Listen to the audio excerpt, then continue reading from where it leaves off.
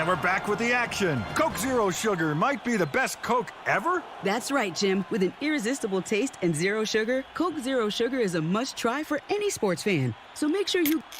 Wait, Jim, I didn't mean try it right now. We're still on the air.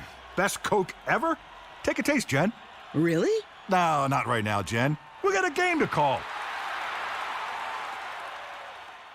Meet Bruce. Hey there. He's a busy soccer dad who's trying hard to learn the game. Go for the end zone. Whoops.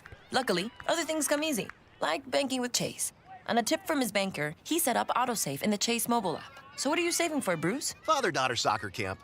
Smart bankers, convenient tools. One bank with the power of both. Visit chase.com/checking. Chase, make more of what's yours. Autosave requires a Chase checking and savings account. Chase mobile app is available for select mobile devices. Message and data rates may apply. JP Morgan Chase Bank, N.A. member FDIC.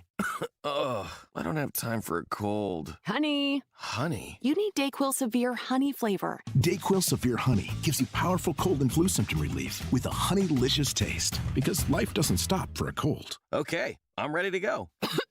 Now I'm getting a cold. Honey. Try DayQuil Severe Honey for powerful cold and flu relief. DayQuil Severe Honey flavor. The daytime coughing, aching, stuffy head, fever, honey-licious. Power through your day, medicine. Use as directed. Keep out of reach of children. Frog and Firkin, a standout among the bars and restaurants in the University area. Frog and Firkin does what very few pubs can, combine a festive atmosphere and great beer with a menu that could stand on its own in any restaurant setting. A sports enthusiast dream with over 30 TVs, 30 beers on tap, and over 100 import and domestic bottles. Daily drink and food specials, and the kitchen is serving until 10. A standout in the University area. Frog and Firkin. Eat local, support local. frogandfirkin.com. Enjoy football season like never before at BetMGM. Sign up using promo code KOSTOS, K-O-S-T-O-S, my last name, and receive up to $1,500 back in bonus bets if you don't win your first bet. BetMGM and GameSense remind you to gamble responsibly. Visit BetMGM.com for terms and conditions. Must be 21 years of age or older to wager. Arizona only. New customer offer. All promotions are subject to qualification and eligibility requirements. First online real money wager only. Rewards issued as non-withdrawable bonus bets. Bonus bets expire 7 days from issuance. Please gamble responsibly. Gambling problem? Call 1-800-NEXT step. Reforma Modern Mexican. Mezcal and tequila takes a modern and playful twist on authentic Mexican food, using only the freshest local ingredients. Reforma boasts Arizona's largest selection of mezcal and tequila, along with a creative list of margaritas and cocktails and house-made salsas, which are just some of the reasons Reforma has quickly become a Tucson favorite. Join them for a happy hour 7 days a week, a modern Mexican brunch, or for your favorite soccer games on one of their big screen TVs. Located at the SC corner of River and Campbell in the beautiful St. Philip's Plaza. Reforma Modern Mexican. Mezcal and tequila for brunch, lunch, dinner, and late night in one of Tucson's premier restaurant locations. And this Friday, we have a sweet deal for you from Reforma. Modern Mexican, mezcal, and tequila. Located in St. Philip's Plaza on the southeast corner of Campbell and River. You can get a $50 gift certificate for just $25. And this Reforma gift certificate will go on sale this Friday morning at 8:30 at WildcatsRadio1290.com. KCUB Tucson, a Cumulus media station. We are the sports station that Tucson turns to for all the latest news when it comes to Arizona football, along with Arizona football play-by-play. We are Wildcats Radio 1290. Live from the CNWT. Wait, what's the CNWT? Central Northwest Tucson. Duh. It's DK on the Sports Tip with your host, David Kelly. Radio. Just when I thought I was out, they drug me back in. Featuring J.W. Madden. Don't tell me about flip-flops, man. I'm a native. David Amata. Hey, that's Dragon Ball to you. And Cricket, getting you home with traffic and weather. Camp on Melt Lemon, not in the left lane on the freeway. Here we go! And now, a man who has not one, but 3 first names, David Scott Kelly. Inside the 5, and he does. Knocked down at the 3. Ball came out, but he was down. Minkah Fitzpatrick gets the tackle, but a gain of 5. And the last thing any Browns fan wants to see, Nick Chubb holding his left leg. Oh, boy. And Minkah Fitzpatrick is down for the Steelers.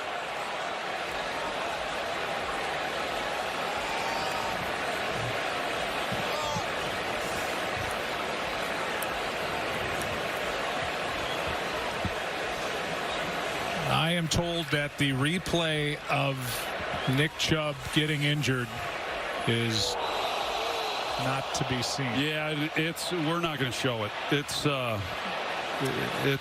as bad as you can imagine. Bad indeed. And today we finally heard from the man that delivered that blow to Browns running back Nick Chubb. Minkah Fitzpatrick, safety for the Pittsburgh Steelers. I'm going to get into my thoughts on whether or not that hit was dirty today. That is our question of the day. So if you want to go over right now to our Twitter page at Wildcats1290, was Minkah Fitzpatrick's hit on Nick Chubb a dirty play? Let's hear from Steelers 6-year cornerback Minkah Fitzpatrick. It was it's very unfortunate. You know what I'm saying? It's a tough injury. Unfortunately, it's a part of the game that we play. I know people think I had ill will behind the tackle. That's not the case whatsoever. I'm a guy that's a competitor that's going to go out there and play the game. I'm chippy, I'm edgy, of course, but I'm not a dirty player. You know what I'm saying? I'm not going to sit here and defend my character. I know the type of player I am. Chubb knows the type of player I am. I played against him for the past 5 years, twice, 2 times a year. And, I love competing against him. He brings the best out of me, I bring the best out of him. There's no chance that I would ever try and purposely injure somebody. It was an unfortunate event. So we play a physical game and people get hurt. And, people could sit behind a screen and tell me how I should have done it or what they would have done, and they never play the game. You know what I'm saying? It's a fast game and things happen. And like I said, it's an unfortunate event. I'm praying for Chubb. You know what I'm saying? I talked to him briefly as he was on the ground and, just let him know it wasn't intentional. And I was just, trying to tackle him, make a football play. Yeah. I was going to ask you about that, and like you said, you were the one that was making the play. So what did you see? How did it transpire? And what do you say to people who suggest that you shouldn't have taken a dive that low in the first place? How do you explain that part of it? I would say, one, they never tackled Nick Chubb before, if they're telling me to go high on him. And then, two, what I seen was it opened up, you know what I'm saying, his goal line. And I didn't see anybody on him, you know what I'm saying? And I made the decision as soon as I seen the hole open up and him in the hole to go low. You know what I'm saying? You could tell me how to tackle him low, but like I said, it's a fast game. It's a game that is, milliseconds. You make decisions within milliseconds. You can't really control what happens after you choose to make your decision. I already chose to go low. Somebody got on his back as I was going low, and what happened happened. There's nothing I really would do differently. But again, like I said earlier, it's very unfortunate. Nick Chubb's a great player. He makes the game a lot better when he's playing. And we just hope for a speedy recovery. I think I don't know if you saw it, but some former Steelers defended what you did, and people accusing you of doing the wrong thing, they got your back and said, well, what's he supposed to do if he goes high and hits him in the helmet? He's going to get fined. Is that part of the calculus now for defensive backs and linebackers that you have to think to go low, because if you do stay high, you're going to get fined anyway? In a situation like that, you're not going to get fined because he's not a defenseless player. But it's more so if I tackle a guy like Nick Chubb high and he's running full speed downhill and I'm stationary, I'm going to get run over and I'm going to get concussed. You know what I'm saying? And I know it's an offensive game and people want to see points and whatnot, but, defensive players are people too. You know what I'm saying? And we got to protect ourselves. And when you're tackling big guys, it's easier unless you take less of a brunt on your body and your head when you go low. All right, that is Minkah Fitzpatrick, the defensive back for the Pittsburgh Steelers, who spoke today for the first time since Monday Night Football. We will have NFL football tonight here on Wildcats Radio 1290. Short show as always on Thursday. Giants and San Francisco 49ers coming your way at 4:30. We'll take you right up to our coverage on Westwood 1. Question of the day: was Minka Fitzpatrick's hit on Nick Chubb a dirty play? I say no to that. But here's the problem that I had with Minka Fitzpatrick's hit. We, in the game of football, call a penalty on running backs who chop defensive linemen. And essentially, a chop block is when a defensive lineman is engaged with an offensive lineman and a running back and or tight end initiates a second block, generally below the waist. That is deemed as a dangerous play in the National Football League. And as a result, you can be penalized for a chop block. I know Minka Fitzpatrick said that, and again, it's a fast game. I understand that. He thought that Nick Chubb was not engaged. Nick Chubb was, in fact, engaged with linebacker Cole Holcomb and was on his way to the ground. And Minka Fitzpatrick went in low on a ball carrier that was engaged. To me, that's the same thing as a chop block. You had a running back that was engaged with a linebacker making a tackle, and you went in low against that particular player. And look, football's a dangerous game. You can try to take concussions out of this, and I said a few years ago when all the concussion and the targeting started to become a thing in football, you can try to take the high hits out. What you're going to create is low hits. And what you're going to get from low hits is knee injuries. Now, it's a pick your poison thing in football. Guys can recover. You may not walk right for the rest of your life, but at least you'll have all your faculties about you. If you get hit and your knee gets torn up versus if you get hit high and your brain gets torn up.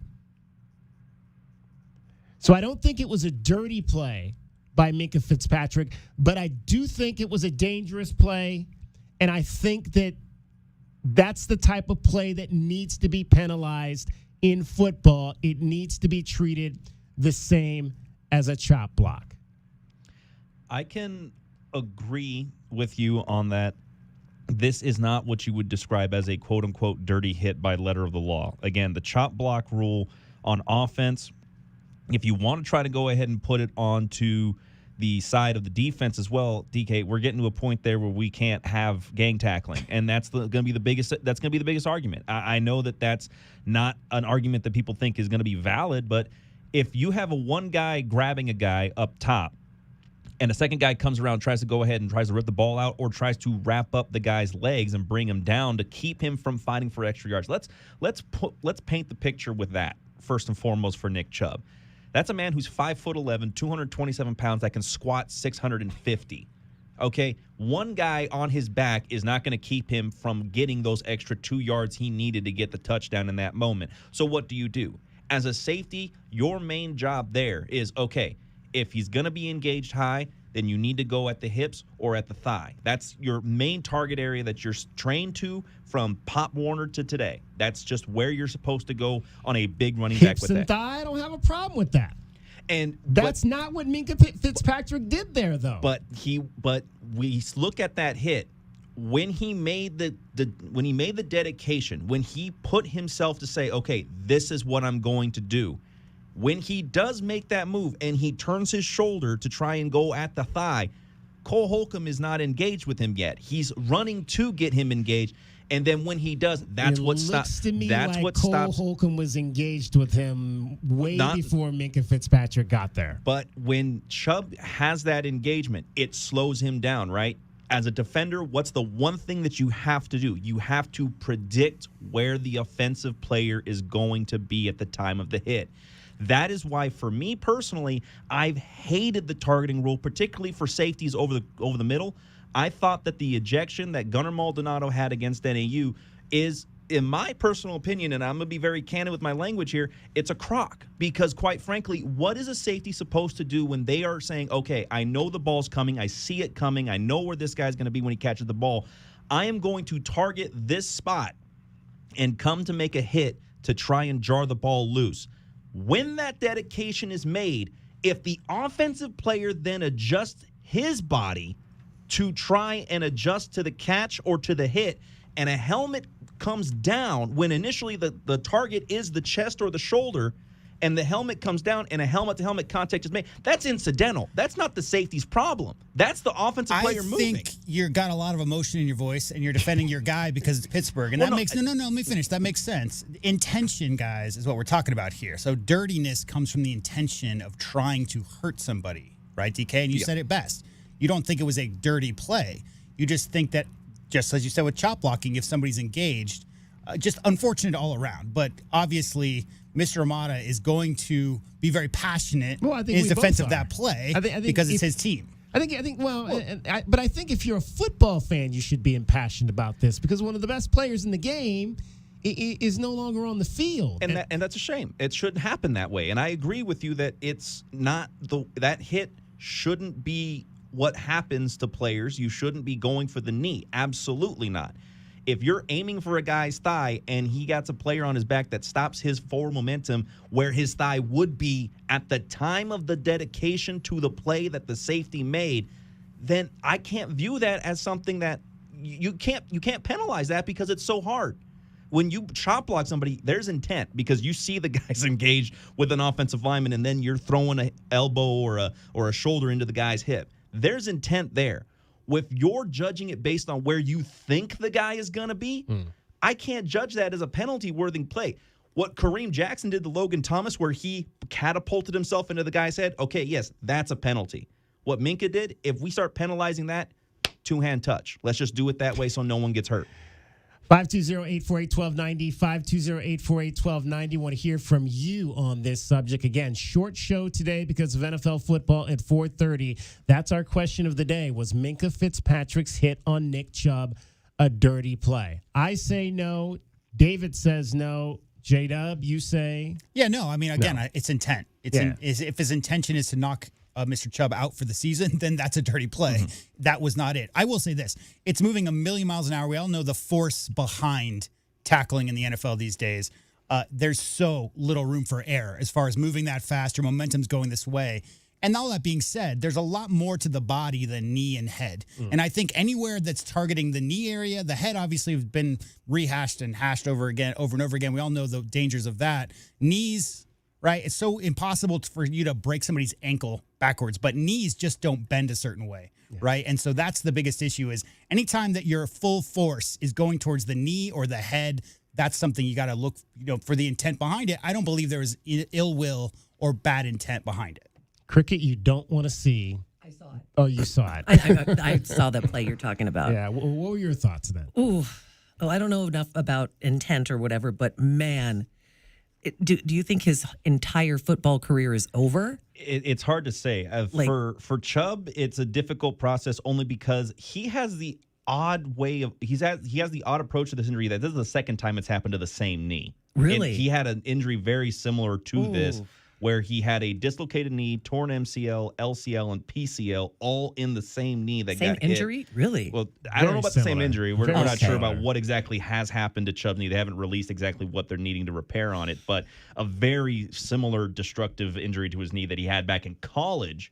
So he was playing almost what a lot of scouts were saying was on borrowed time as it was. Anyway, but he has been a very good running back since he came out of Georgia. Wow, man, that was brutal. Have you ever had to have surgery? No. Be glad you haven't. Yeah, I think so. Rehab stinks. I had a dislocated finger.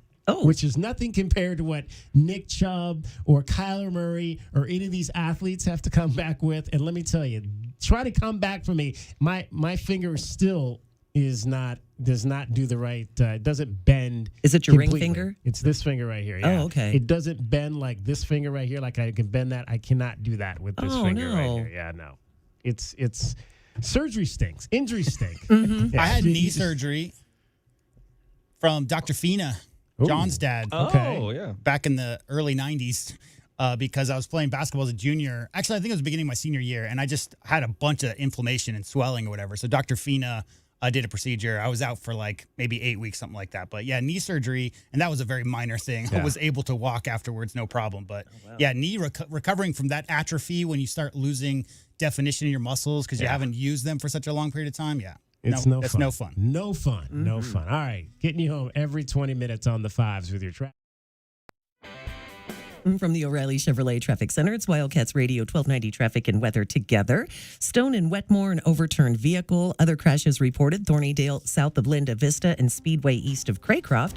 Broadway and Sarnoff traffic signal work until 5 this afternoon. Officers in the intersection to direct you through.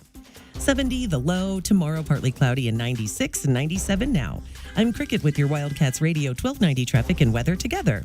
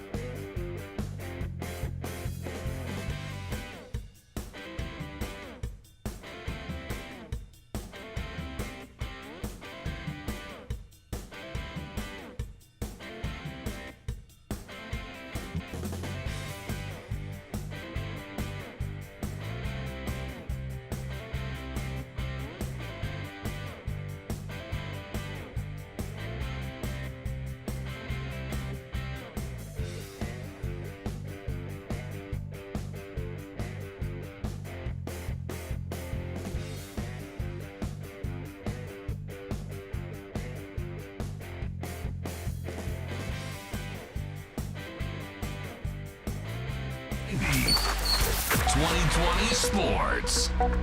The Arizona Wildcats are getting ready for their trip out to Palo Alto, where they'll get to take on one of the more tight end heavy offenses in the Pac-12. Head coach Jed Fish isn't that worried, though, saying that the team should be ready for that considering what they had to face in training camp. Yeah, I would say that when you look at what our defense dealt with every day in training camp, they dealt with Tanner McLaughlin, who I think is one of the better tight ends in the country, also wearing 84, and then Kean Burnett.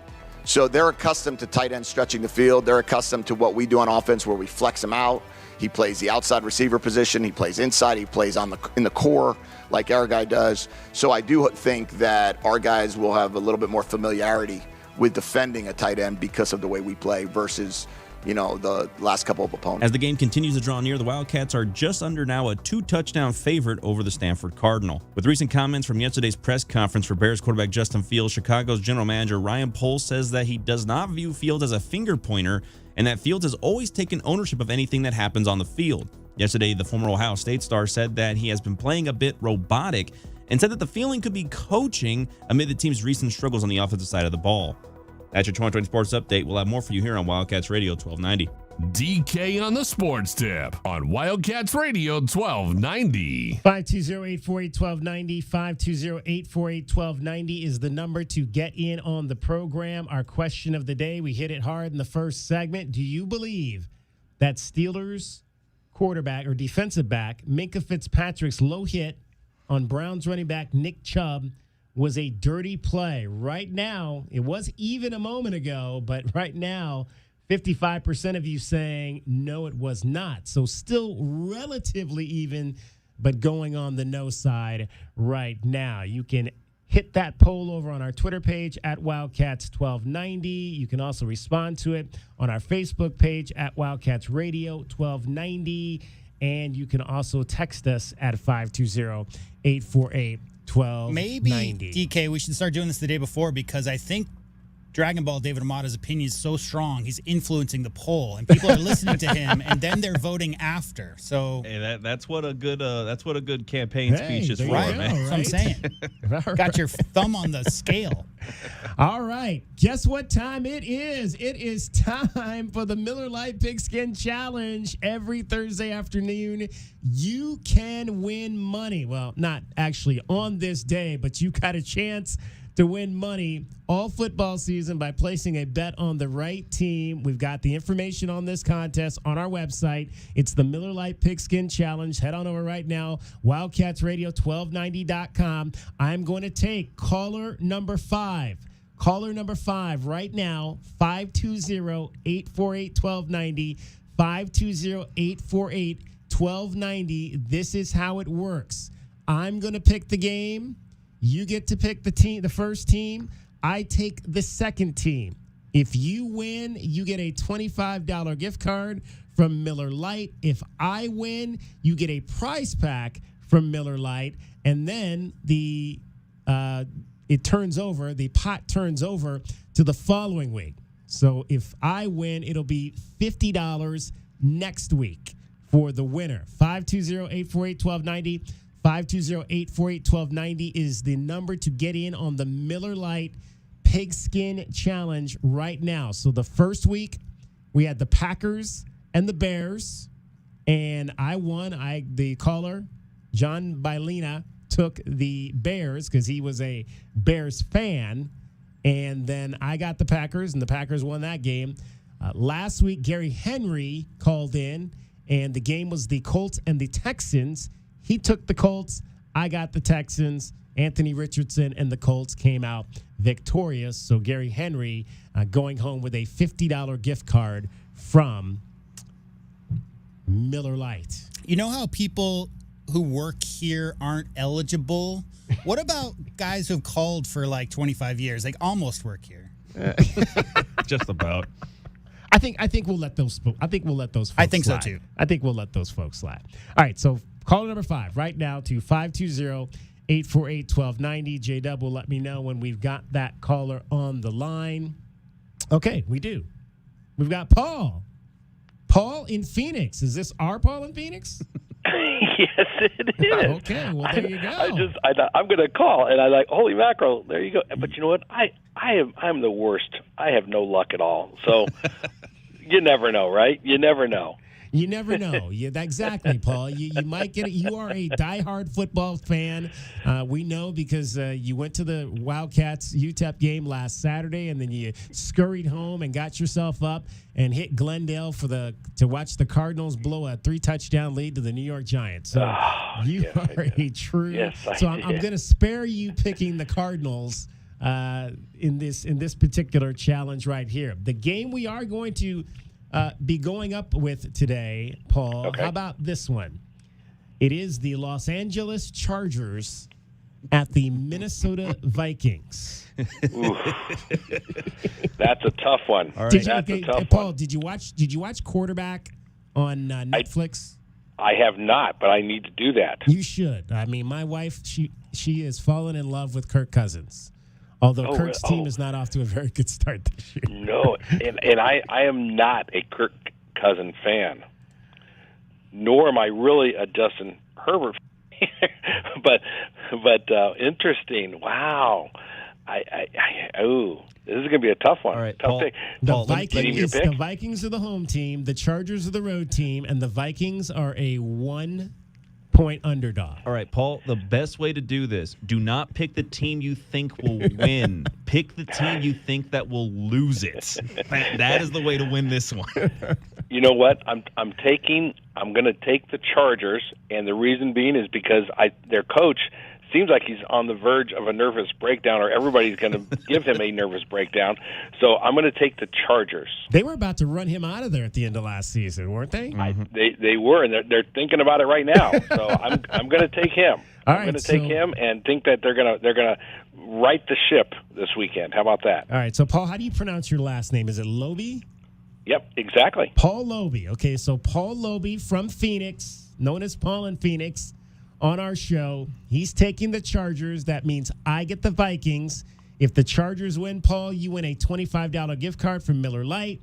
If the Vikings win, you're still going to get a gift pack from Miller Lite, but you won't get the money, and the money rolls over to $50 in week number 4. How about that? And you've got to come back on. We'll call you on Monday. J-Double, get your number.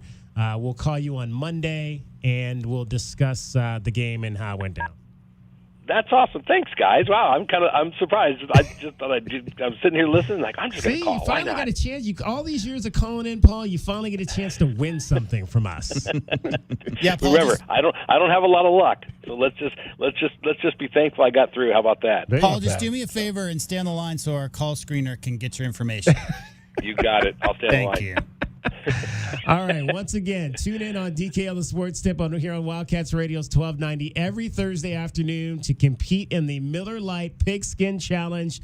You can win money this football season by placing a bet on the right team. Again, we've got more information on the Miller Lite Pigskin Challenge. Just head on over right now to our website at Wildcats Radio, or it's Wildcats Radio 1290.com. Who would you take in that game there, Dragon Ball? Me, I'd actually probably take the Vikings only because I think the Chargers are just universal chokers at this point. You don't get 4 interceptions in the first half of a playoff game and still lose that game. And every single week, something bad has happened to the Chargers at some point or another. And Herbert, you're really not making your new contract look like it's worth it right now, brother. Exactly. But the other side of that is that both of these teams, I'll tell you what, I would be shocked if the passing yards for both teams combined does not at least equal maybe 750 yards, because we're not sure if Austin Eckler is going to play in that game. And the Vikings have had their starting running back, Alexander Madison, had 62-something yards in the first 2 weeks of the season. And they just traded for Cam Akers, hoping to fix that running game. So whatever happens, it's going to be an air raid between the Vikings and the Chargers on Sunday. A pair of 0-2 teams, the Chargers and the Vikings. That is our Miller Lite Pigskin Challenge for this week. All right, 520-848-1290 is the number to get in on the program. Here's what's coming up on this short show today. Once again, we've got NFL football coming your way at 4:30. Tonight's game, Thursday night football, it's the New York Giants without Saquon Barkley at San Francisco and the 49ers. Our coverage will get underway at 4:30. Kickoff, I believe, is 5:15 tonight. You can hear that game right here on Wildcats Radio 1290. Dave Hickey is going to join us In this hour, we'll chat with the athletics director of the University of Arizona. He was traveling back east on Tuesday. He'll tell you a little bit about his trip and what that entailed. And we'll ask him about that, as well as Kelvin Ifan will join us in the 4 o'clock hour. He is our Arizona insider today. We'll get Kelvin's thoughts, the captain, on Arizona and Stanford to kick off Pac-12 conference play for this season. Again, it is Pac-12 conference opening weekend. It starts tonight. Arizona volleyball on the road at Tempe against the Sun Devils. They will play that game at the Mullet Arena. First time the Wildcats have ever appeared at the Mullet. That game will first serve at 7 o'clock tonight to begin Pac-12 play. And then tomorrow night here at home, it'll be Arizona Soccer welcoming in the Oregon Ducks to start their Pac-12 conference schedule. It's almost Friday night. We will be at Catalina High School tomorrow night. Catalina High School for the big ball game between the Trojans and the Tanca Verde Hawks. Two teams that don't do a lot of winning on the football field, but are combined 6-2 to start this season. Rooting for that 9th winning season, right? Wasn't it 8? Well, yeah, 8 winning seasons in 67 years for Catalina. Greg McKintry is the head coach at Catalina. They lost their first 16 games with him as head coach. They were 0-9 in 2021. They went 0-7 last year, had to cancel 3 games. And then they went 3-0 to start this season. So he lost his first 16 games. Then he won. That sounds very familiar. Didn't a team lose 20 and then now they're in a potential bowl situation? I don't know. Mm-hmm. Very familiar. Yeah, the Arizona Wildcat. And then Tanca Verde had never had a winning season until Jay Dobbins got there. And then they won 9 of Jay's first 12 games, went 5-5 last year, so he finished 14-7. I never played for Coach Dobbins, but I could already tell you, like, as far as running through walls go, DK, I mean, that's the dude. Yeah, you knew Jay Dobbins was going to turn that program around there. I wish he'd have stuck around and maybe coached a few more. Because, I mean, high school kids here in Tucson are better off when Jay Dobbins is on a field coaching them. I mean, there's no question about that. All right, getting you home every 20 minutes on the 5s with your traffic. Here she is once again, Cricket. From the O'Reilly Chevrolet Traffic Center, it's Wildcats Radio 1290 Traffic and Weather Together, sponsored by O'Reilly Chevrolet. Reported collisions, we've got it at Stone and Wetmore. That was an earlier overturned vehicle at Wetmore and Stone. Oracle and McGee, a hit-and-run wreck. Other crashes clearing La Cañada to the south of Moore Road, and also Thornydale and Costco Drive. Weather-wise, 70 the low. Tomorrow, partly cloudy and 96 and 97 now. I'm Cricket with your Wildcats Radio 1290 Traffic and Weather Together. This report is sponsored by Big O Tires. The Big Deal event is here. From now until October 1st, get $50 to $100 instant savings on 4 select in-stock Next International tires. Big O Tires, the team you trust. Installation charges extra required on all 4 tires. Not valid with other offers. Eligibility may vary. See store for details.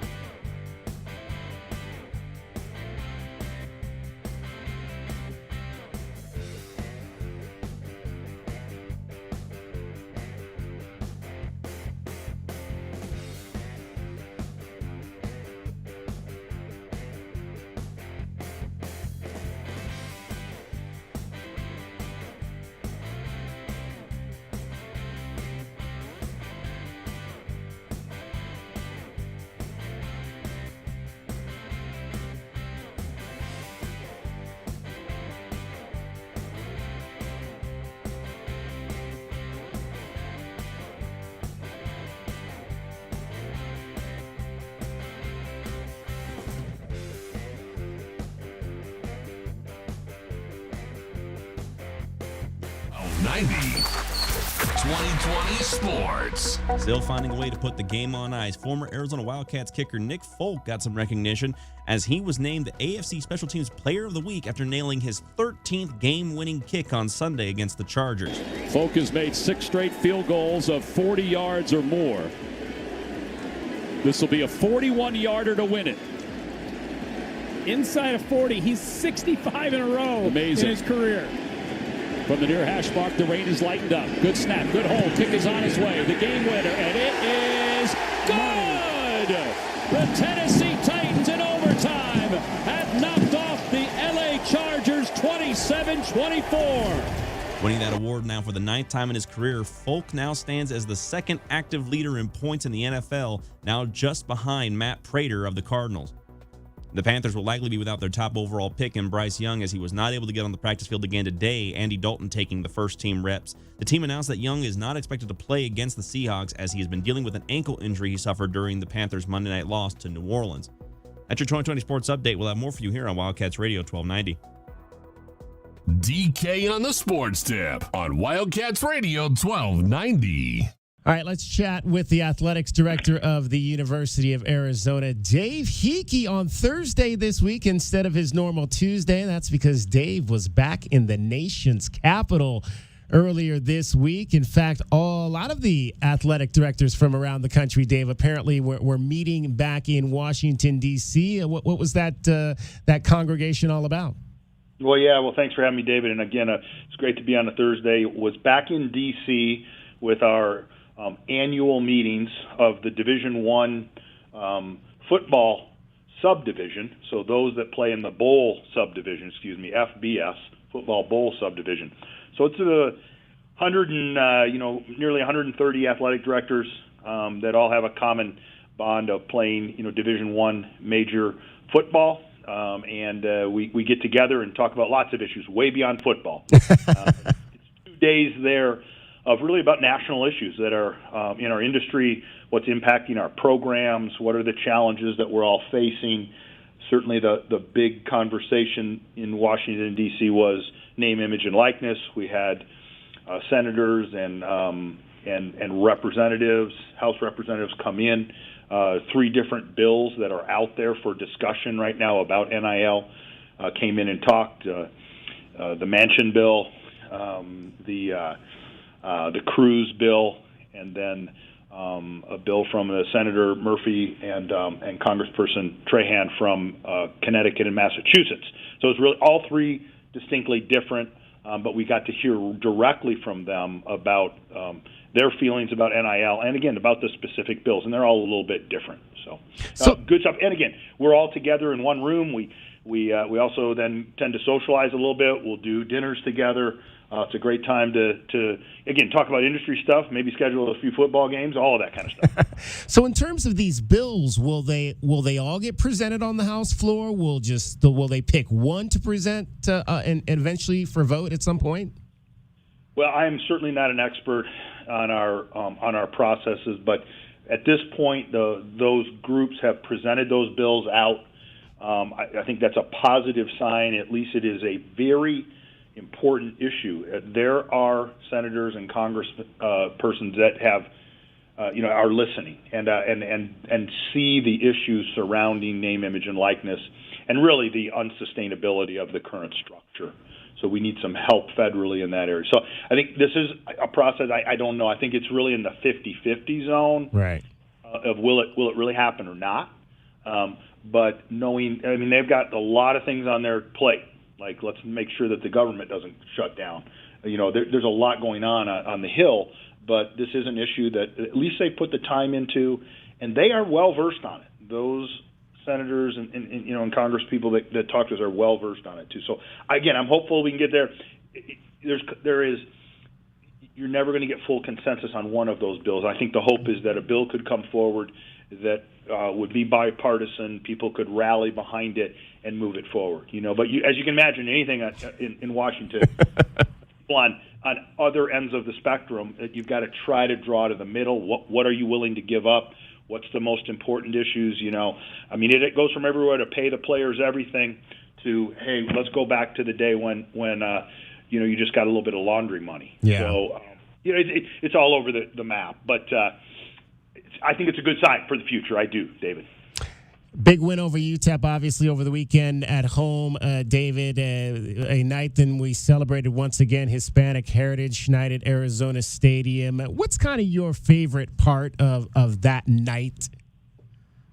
I think it's just it is truly the celebration of our culture in Southern Arizona, our traditions, our connectivity as a community, how important the Hispanic heritage is to our community and to Southern Arizona. I think that's super important that we want to embrace that, and I love how we celebrate that and bring it forward in so many different ways, from mariachi bands at the entrances of the stadiums. We have our Hispanic Alumni Association tailgater. We talk a lot about the difference is the high points or the differences in the cultures, but how it's drawn together at an Arizona football game, or what draws us all together, really the University of Arizona. So lots of fun, and I thought we had a pretty good football game too for everyone to enjoy.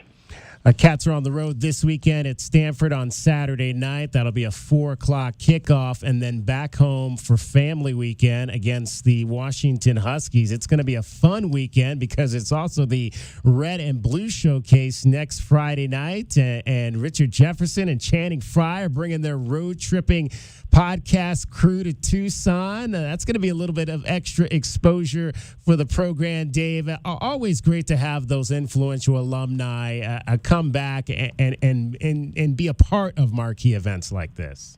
Well, no question. Having Richard and Channing take the time to do that, be part of it, bring that's what a lot of the sizzle and tradition of our program is, and we need those guys to continue to celebrate the program and help us continue to move it forward. But at the same time, it's really important to our alums. They feel connected and feel really. It's important that our program be successful for our letter winners, our men's basketball players. So it'll be a fun night, a great weekend this weekend. Let's get on the road and get a win in the Pac-12. Then a big weekend next week. It's a big schedule all the way through. But as we always do, we kind of kick off the basketball season right in the middle of football. So that'll be a fun way to get the weekend rolling next weekend. Tickets are still available for the annual basketball celebration. It always begins every year. You can head on over to ArizonaWildcats.com or to the McHale Ticket Center, or you can call 621-CATS and get your tickets there as well. And we'd be remiss, Dave, if we didn't also mention next week is the annual Dave Murray cross-country meet as well.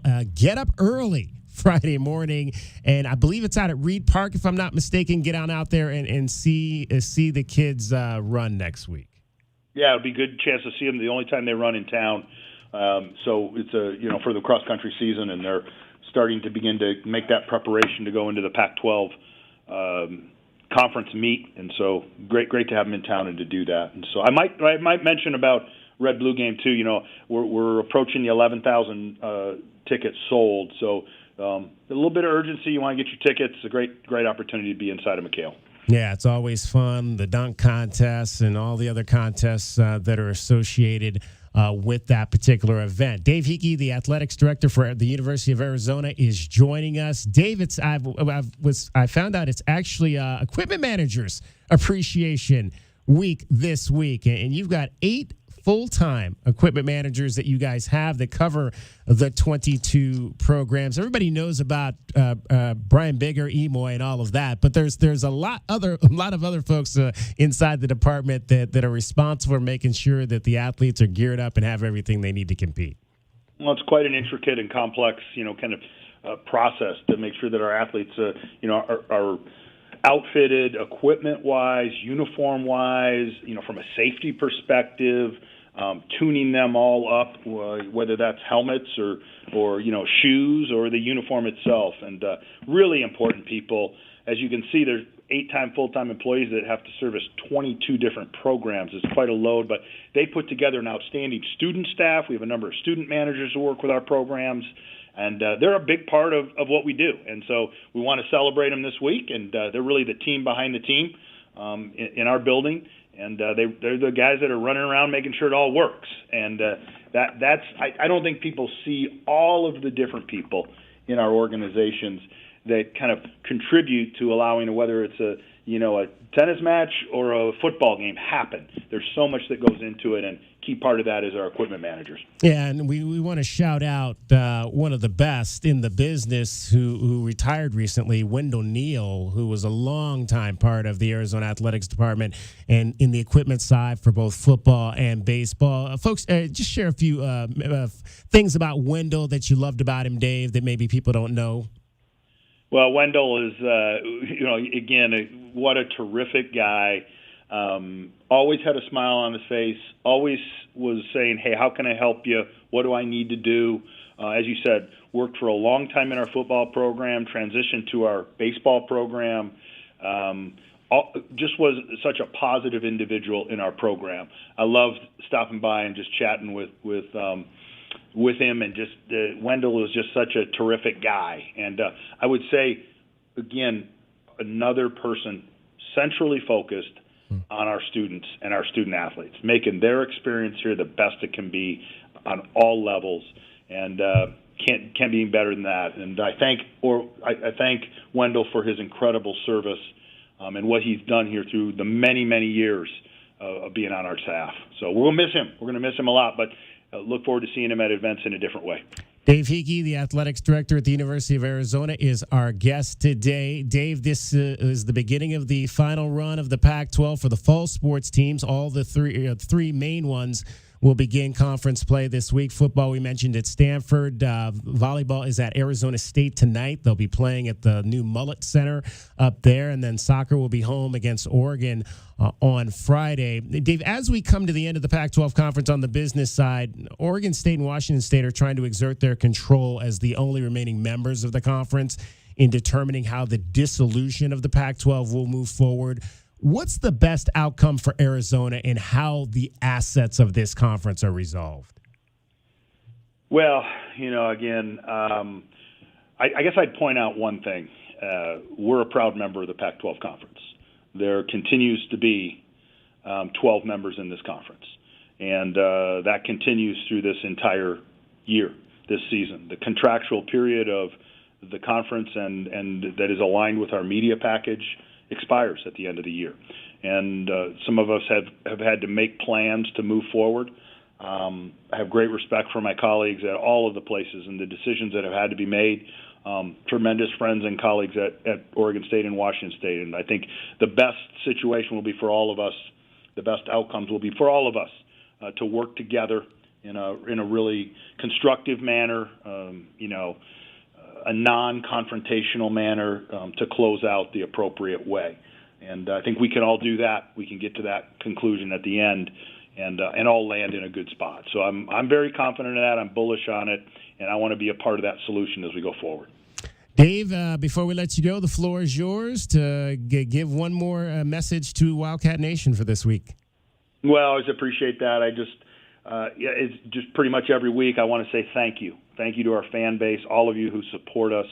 There is so many good things happening in this program, and that's because of the great support that we have. I'd say, hey, let's be all in all the time because we're close in so many ways to really flip the switch here and do some tremendous things in this really strange time in college athletics. But we're focused on what's great about here, Tucson, Southern Arizona, the state of Arizona, and that's our programs in the University of Arizona. And we're going to have a lot of fun doing that. So look forward to seeing everybody out. Let's go get some big wins this weekend, and we'll have a great weekend next in Arizona Stadium. Yeah, we saw a tremendous crowd out for Arizona soccer, their first home game, and would love to see another big throng at Murphy Mulcahy on Friday night when the Ducks come to town. David, appreciate you as always. We will talk to you next week. Thanks, David. Bear down, go Cats. Dave Hickey, the athletics director for your Arizona Wildcats. Calvin Ifan will join us in the next hour. This is DK on the Sports Tip. You're listening to Wildcats Radio 1290. From the O'Reilly Chevrolet Traffic Center, this is Wildcats Radio 1290 Traffic and Weather Together. Oracle and McGee in Oro Valley, a hit-and-run wreck at McGee and Oracle. Crashes clearing Thornydale and Costco Drive in Thornydale. La Cañada, north of Tangerine, earlier overturned vehicle at Wetmore and Stone Avenue in Wetmore. 70 are low. Tomorrow, partly cloudy and 96 and 97 now. I'm Cricket with your Wildcats Radio 1290 traffic and weather together. This report.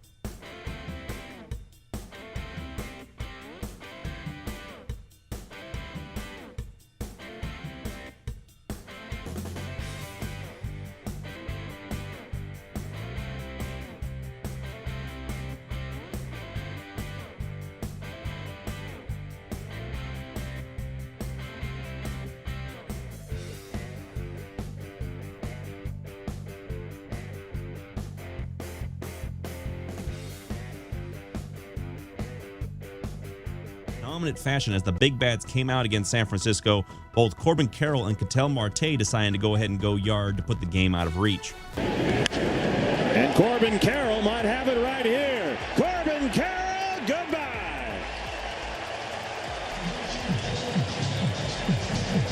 Well, that's some history right there. Corbin Carroll joins Mike Trout as the only rookies in Major League history with at least 25 home runs and 40 stolen bases.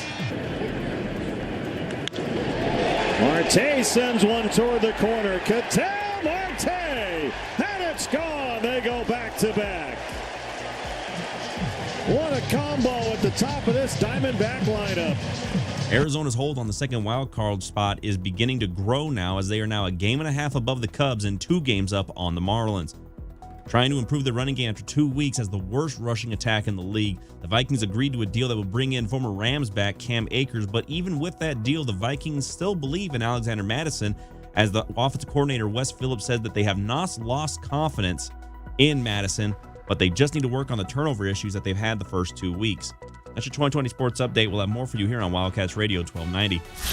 Live from the CNWT. Wait, what's the CNWT? Central Northwest Tucson. Duh. It's DK on the Sports Tip with your host, David Kelly. Radio. Just when I thought I was out, they drug me back in. Featuring J.W. Madden. Don't tell me about flip-flops, man. I'm a native. David Amata. Hey, that's Dragon Ball to you. And Cricket getting you home with traffic and weather. Camp on Melt Lemon, not in the left lane on the freeway. Here we go!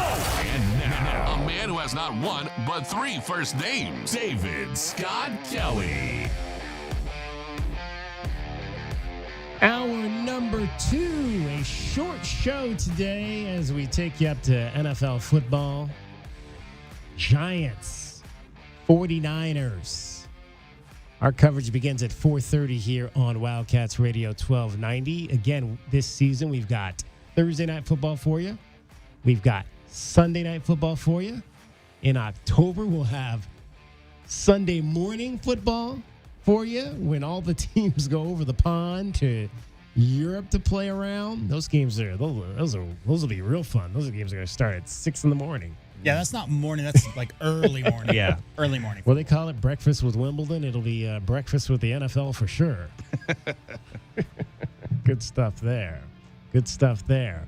Wildcats on the road at Stanford on Saturday afternoon, late Saturday afternoon. We're going to talk to Kelvin Ifan this hour. We'll get his thoughts on the beginning of Pac-12 conference play, the final chapter of the Pac-12 and football for Arizona as we know it. We've been taking your memories this week of games between Arizona and Stanford. We've gotten some good ones that we didn't really had kind of forgotten about.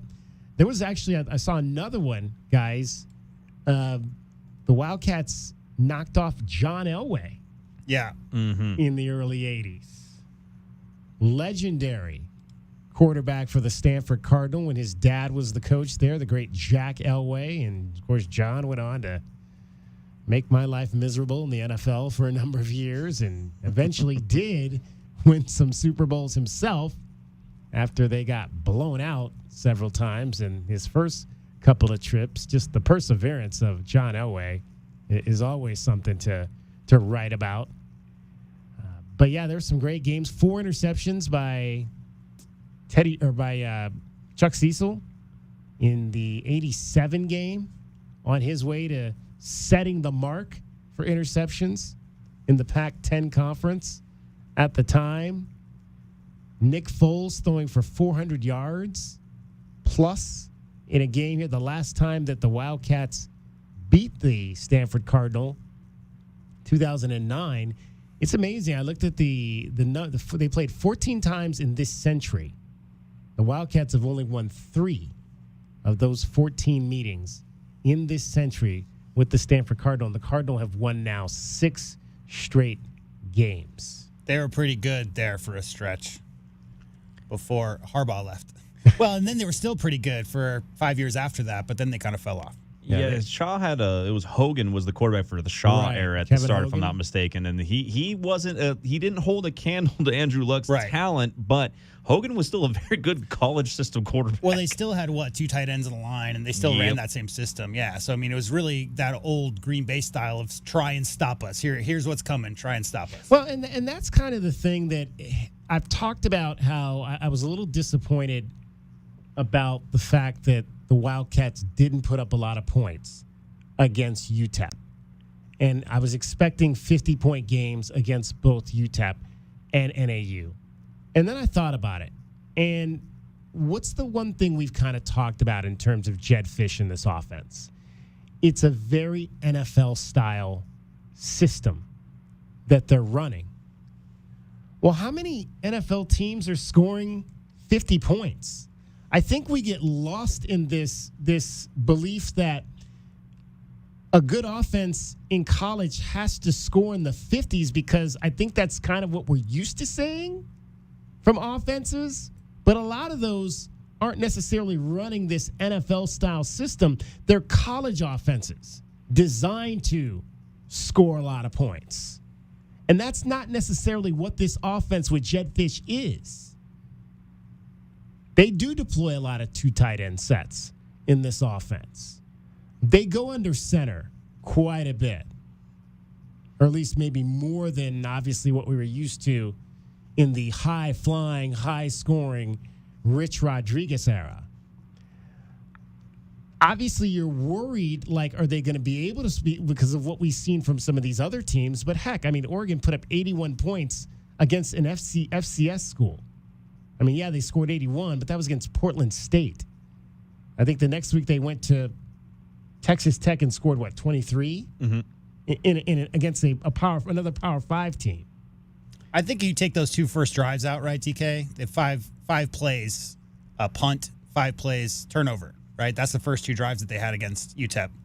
And then they had that longer drive to end the first, didn't score till the second. So those big points that you're looking for, you can point towards that. Maybe there's a feeling out process. It's not an opponent you see very regularly, so maybe those first couple of drives. But, yeah, I mean, the 50 points comes from no points in the first quarter. DK. I mean, that's where it all started. Yeah, and it's very evident, and we've talked about this on the pregame show, it's very evident that scoring is down. Scoring is down because of this whole clock thing that they've got going right now, where the clock doesn't stop on first downs anymore. So not only is scoring, but I mean, possessions are down, and that leads to scoring being down. So I don't think you're going to see very many teams, once we actually get into conference play across the board, scoring at a high level for the next 8 or 9 weeks. No, within conference play, you're going to see a lot lower scores. And that's just the case with not just the Pac-12, but again, like you said, around college football entirely.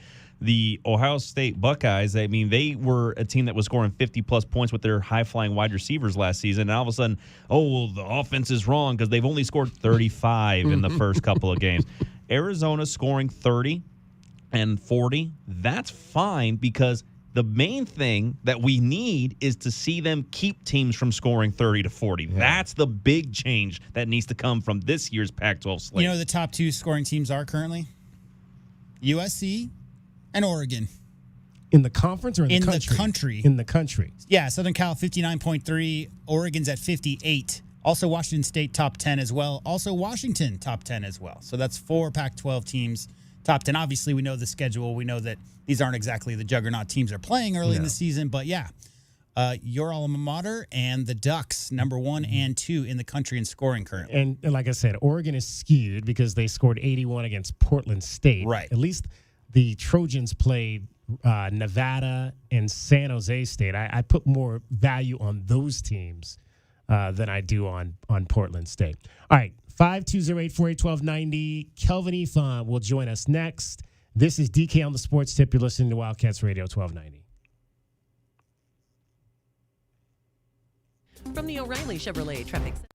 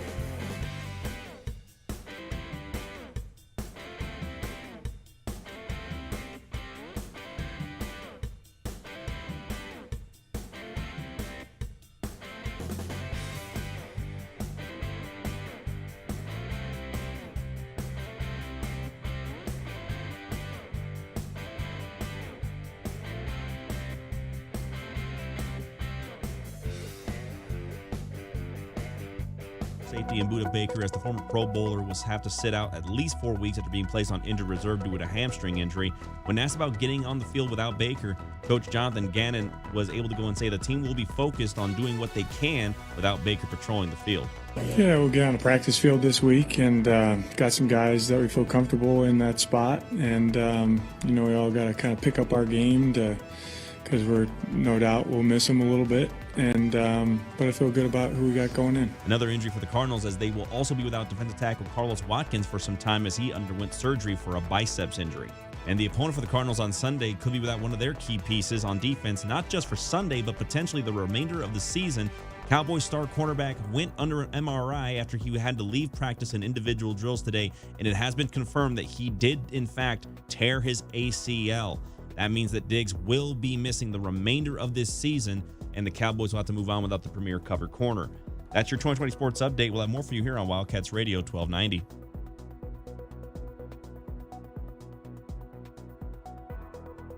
It's the 5 o'clock hour, and it's time for our Arizona Insiders. Am I late? No, my boy, you're just in time. Each weekday, Wildcats Radio 1290 brings you all the latest news and opinions on U of A football and the Pac-12. So bear down, Tucson, and let's talk Arizona football. Our Arizona Insiders are brought to you by Coors Light, official corporate sponsors of Arizona Athletics. There's nothing like game day in Arizona. All right, the Captain Kelvin Ifan is our insider every Thursday. He joins us now. He is a Dallas native. So, Kelvin, I have to ask you about the injury to Trayvon Diggs. He is one of the best in the business. Yeah, man, no, that's tough to hear, man. I mean, the guys are playing well right now. We're trying to get back to the Super Bowl. We have lofty expectations. Trying to get back there since winning in Phoenix. So, yeah, it's tough to hear Diggs going down, man. He's been playing well for a few years now. And I hate to like bombard you with injury talk, but obviously a running back, your thoughts on the injury to Nick Chubb. We were talking about that at the top of the show today. It just killed me when I heard about it and when I saw it. It's tough because for a running back, man, for any player, your legs are everything, but especially for running backs, when you're taking all those hits on your legs, and unfortunately, it's the same knee that he hurt in college. So, man, that's a tough road right there, man. I really feel for him, man. He really worked his butt off to get back to that level, and was being a great back there. And it's just going to be tough, seeing him have to go out like that. Before I'm going to ask you something about that play, but first, I asked Michael Wiley this week just his thoughts on that and how he tries to not let that visual affect him as a running back. Here's what Michael Wiley, the running back for the Arizona Wildcats, said this week about the Nick Chubb injury. That's a good question, honestly. I try not to think about it, just being in the back of my head. Safety is always a concern for me. I pray to God before I play every game. Bless him that he blesses me with just being healthy and stuff like that. And so I try not to think about it. This is something that can happen. It's tragic for what happened to him. And, Nick Chubb, he's a great running back, and he just kind of stays to himself, and he's a real humble guy. So sad to see that, but for me, I just kind of go out there and play, and then whatever happens, happens. Kelvin, our question of the day today is if you believe or do you think that hit by Minkah Fitzpatrick was a dirty play? And I said I didn't think it was a dirty play, but I thought it was a dangerous play, and I thought it was dangerous because he was the running back. Chubb was engaged with the linebacker being tackled, and then Minkah kind of went low to finish the tackle. And I kind of categorized it. I think it's very much like a chop block. A running back out of the backfield can't go low on a defensive lineman that's engaged with an offensive player. And I think that's very similar. You had a running back engaged with a linebacker and a defensive back that went low. It's not dirty, but it's dangerous because you've got a running back whose feet are somewhat already planted in the ground and just not going to give on a play like that. Yeah, no, I totally agree with you. You know, I was a linebacker, all-state linebacker. I was a cornerback here as well on the defensive side of the ball, and you know, you want to get the guys down, and it's you know, and it's tough. Sometimes ugly things happen, and yeah, I do not think he was trying to be intentionally dirty or intentionally try to hurt him. But yeah, it was just you see the guy engaged. Usually we come through and hit him up top, you know, and try to knock him, you know, knock him on over. But you know, to go low like that at his knees, maybe at his hips, but at his knees, you know, it's tough to, tough to see because, like you said, his foot was in the ground. I mean, what's going to give there? And usually the only thing to give is your knee or your ankle. So, yeah, man, it was tough to see that. No, I don't think he's dirty. I don't think it was a dirty play. It's tough playing defense. And, and you know, we've seen even with the Colorado situation where, you know, the kid came over. I don't think it's dirty, but I do believe that you be towing that line, as I talked about to you before any of these incidents happen. We were talking on the post-game show, remember? Yeah. And I was saying that you have to toe this line because sometimes you're not a five-star. Sometimes you're not the greatest athlete in the world, so you have to make some people fear you a little bit out there, and sometimes you'll go overboard, and, you know, sometimes you get reprimanded, sometimes you don't, but yeah, it's just one of them situations where it's an ugly game, and sometimes, you know, it rears itself at the at ugly times. Kelvin Ifan is our guest. He is our Arizona Insider for Thursday. He's brought to you by Coors Light. Coors Light is official corporate sponsor of Arizona Athletics. Coors Light, there is nothing like game day at Arizona. Game day this Saturday will be in Palo Alto for the final time, or at least for the last time, and we don't know for how long that will be. Kelvin, we've been trying to talk about memories of Stanford this week, games that kind of stood out initially that, you know, there weren't too many. I mean, I've been here since 2008. There really is only one game that stands out for me. That was the 2009 game with Nick Foles at the stadium, threw for over 400 yards, two great quarterbacks in that ball game for both teams. Is there a Stanford game that you played in that stands out, or a game that you've seen since that stands out to you?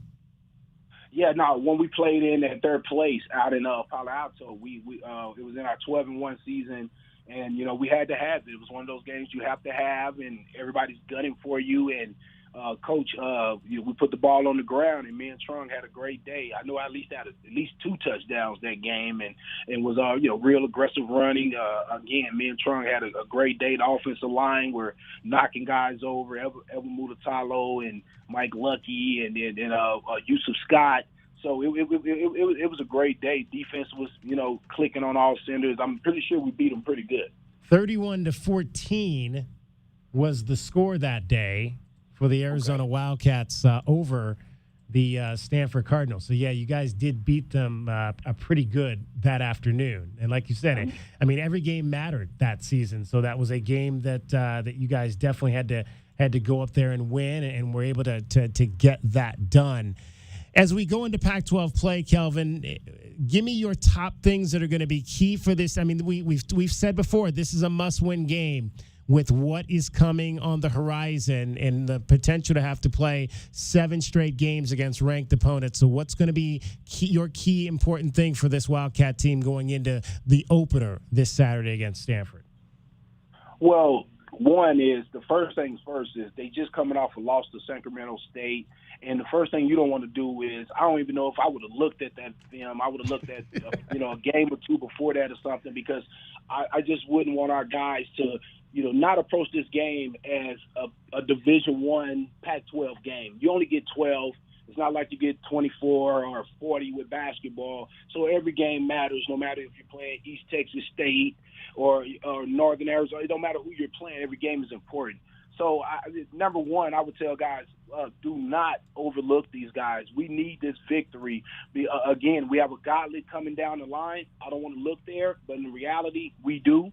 So this is a win that we have to have if we want to realize our dream of getting to a bowl game. So, secondly, I think it's just going to be important for the defense to continue to play well. They've been playing well. Flo has been playing well at linebacker. The defensive line has been aggressive. Everybody just seems like they're playing at a higher level. So I want to see that carry into the Pac-12 play. I still would like to see an interception or two so you can put a little fear into the quarterbacks on the other team. I think they got the big hits. I think the guys have, putting a little fear in guys. They will hit. But you have to be able to get some interceptions to really force that quarterback to think about it a little bit, to even, kind of bait him into a few more interceptions, okay? And then the other thing is I think Delora, man, I mean, offensively, where you have a team that's really ran by the quarterback and the receivers, of course, the offensive line has to protect them. But I just think Delora has to take care of the ball. When Delora take care of the ball, they score a touchdown. So, to me, those are the three key things: just not disrespecting the opponent and understanding this Pac-12 game. Whatever you need to think in your mind, it's the last time you may play there. Whatever you got to do to get up for this game. This game is important, toward being all Pac-12, all those things that are out on the line. But, yeah, to me, those are the three things. You gave your offensive game ball, Kelvin, to Teteroa McMillan. Was it based solely off of that unbelievable catch he made, or what else is he doing that you like right now? Well, the number one thing is, I think to me it looks like, when I watch him out there, it just seems like he's staying calm and he's just playing the game and waiting for the quarterback to get the passes to him. So I love how level-headed he's playing out there. And then just, the acrobatic catch definitely caught my eye. But just when I was looking up and down the roster and looking at my offensive player of the game, I had my offensive lineman last week, so I like to mix it around a little bit. And when I thought of receiving this week, I just like, what, T-Mac had a great night. I love what Cowan did versus his former team, but I just think T-Mac made a play to make defenses have to open their eyes. Yeah, I thought it was key them getting Cowing back involved in the offense because he really hadn't been a huge element in the first two games, and I think not only did that, was that good for him, but I thought it was also good for Jaden. It just gave him some easier outlets, some easier passes to really kind of get himself in a flow. And as you mentioned, take care of the football, which is going to be so critical. You can't turn the ball over two times a game starting this Saturday moving forward and expect to be in a bowl position, the bowl position that you want to be in about 2 weeks. Hey, Kelvin, appreciate you taking some time to join us. We will talk to you on Saturday from Soul Sports. Yes, sir. Right down, guys. Thanks to Coors Light for bringing you today's Arizona Insiders on Wildcats Radio 1290. Coors Light, official corporate sponsors of Arizona Athletics. There's nothing like game day in Arizona. All right, join me, Calvin Efon, Glenn Howe, J.W. Madden for the Meridian Wealth Management Arizona Game Day show, pregame show. That'll be on Saturday. Glenn, Calvin, and I will be out at Soul Sports at the Casino del Sports, a fabulous sports book here in southern Arizona, and we'll get you set for the Wildcats and Stanford. Kickoff on Saturday is at 4 o'clock. We'll be out there from 11:30 until 2:30 in the afternoon. The pregame show at Soul Sports is brought to you by Coors Light, the official corporate sponsor of Arizona Athletics. Coors Light, there's nothing like game day at Arizona. And there's nothing like Thursday night football in the National Football League, the New York Giants and the San Francisco 49ers. That's going to wrap up our show for today. Thanks to J-Dub. Thanks to Cricket. Thanks to Dragon Ball. Most of all, thanks to you for listening. My name is David Kelly. This is DK on the Sports Tip. Enjoy the game. You're listening to Wildcats Radio 1290. KCUB Tucson, a Cumulus media station. We have the Arizona Wildcats.